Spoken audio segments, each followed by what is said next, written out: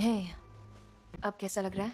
ठीक हूँ, दर्द है। तुम्हारा दर्द कुछ ही दिनों में चला जाएगा। तब तक अपनी दवाइयाँ लेना बिल्कुल मत भूलना और ढेर सारा पानी पीना हाँ, थैंक्स मेगन। और ढेर सारा आराम भी करना।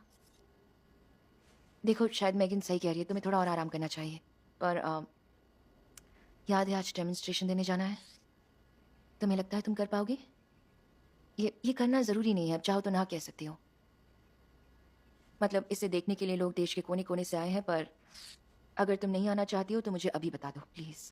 मैं ठीक हूँ। ठीक है।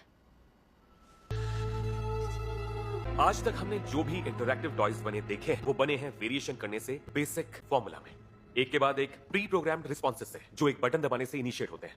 ऐसे प्रोडक्ट के इतिहास में पहले कभी भी एक ऐसी डॉल कभी नहीं बनी जिससे आप असल में बातचीत कर पाए। पर अगर मैं कहूं कि ऐसा एक टॉय है